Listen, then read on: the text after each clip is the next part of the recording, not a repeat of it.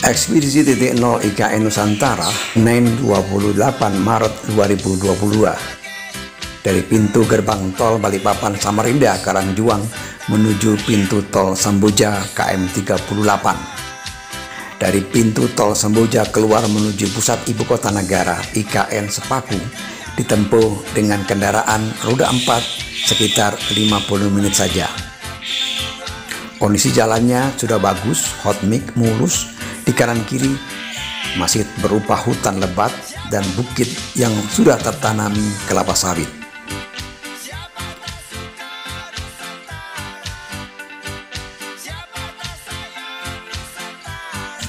Memasuki kawasan titik nol IKN harus melalui jalan hauling yang menjadi perlintasan truk membawa kayu hutan tanaman industri HTI di kawasan yang saat ini masih menjadi hak kelola PT TCEI Hutani Manunggal.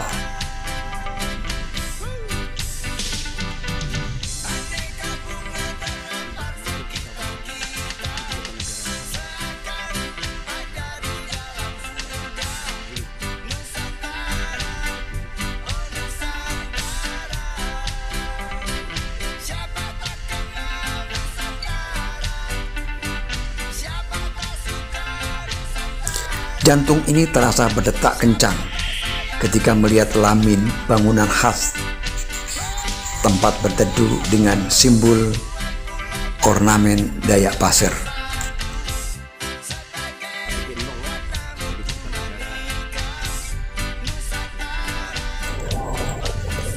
Kawasan Sepaku, Penajam Pasir Utara telah ditetapkan sebagai ibu kota negara berdasarkan Undang-Undang Nomor 3 Tahun 2022, di mana kawasan Sepaku menjadi ibu kota negara dengan nama Nusantara.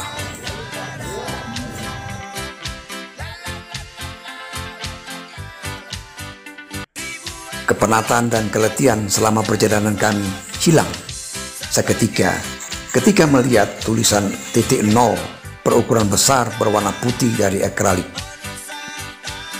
Di kawasan itulah titik nol ibu kota negara IKN baru Republik Indonesia, hingga istana dan pusat lainnya akan dibangun menggantikan saat ini yang berada di Jakarta. Dari mana, Bu? Dari Semoy, Pak. Oh, Semoy, dari sini saja ya, Bu ya? Iya. Duduk sini, Pak. Bagaimana Ibu perasaannya kalian ini, Bu? Senang banget. Senang, Bu ya?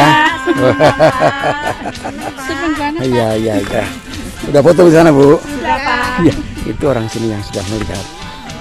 Dari mana, Pak? Dari Kukar, Bu. Oh, dari Kukar, Bu ya. Dari aktivitas? Di Penajam Pasir Utara. Oh, itu organisasi siapa, Pak? PAPSI. Opsi apa itu, Pak? PAPSI, Persatuan Anggota BP di seluruh Indonesia. IKN yang akan bernama Nusantara itu, kawasan intinya ada di wilayah yang saat ini masih di Kecamatan Sepaku.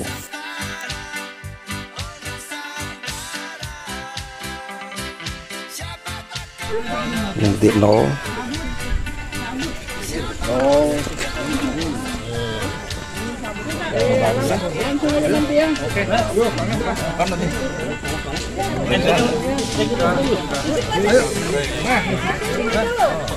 Ini titik nolnya di sini. Nolnya di sini. Survei ke sini, titik nolnya Indonesia. Sentral dari pusat ibu kota negara Nusantara nantinya.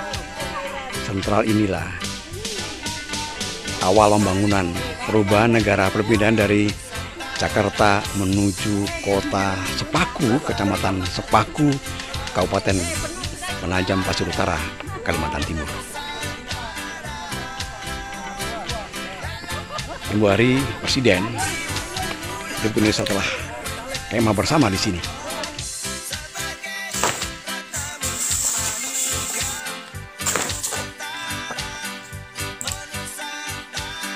Pemerintah IKN disepakati dalam bentuk pemerintahan daerah khusus Pemdasus yang dilaksanakan melalui otorita IKN.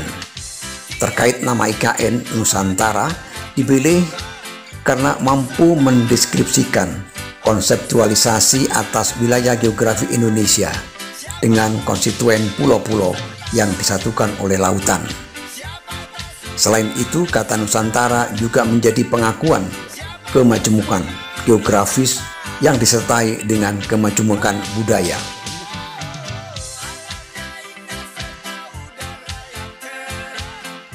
Nusantara adalah sebuah konsep kesatuan yang mengakomodasi kekayaan kemajemukan Indonesia. Dengan nama Nusantara, IKN mempresentasikan kekayaan kemajemukan Indonesia menjadi modal sosial untuk memajukan kesejahteraan rakyat yang berkeadilan menuju masa depan Indonesia maju, tangguh, dan berkelanjutan.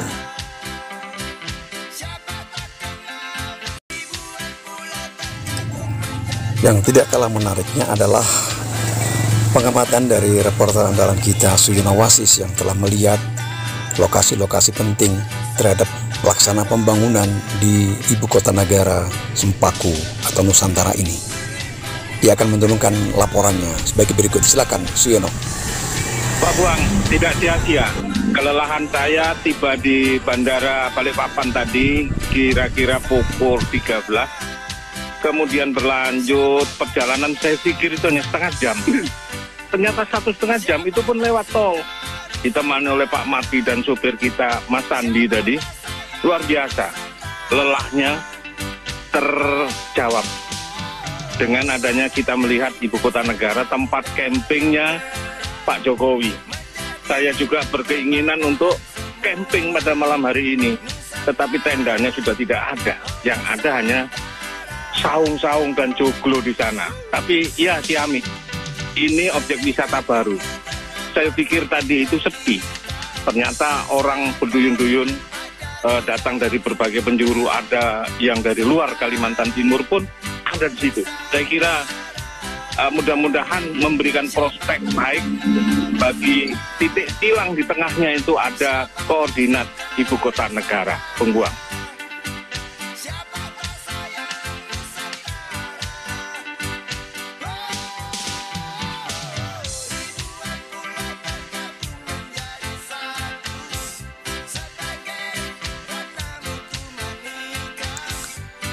Rencana Indo IKN akan mengusung 8 prinsip.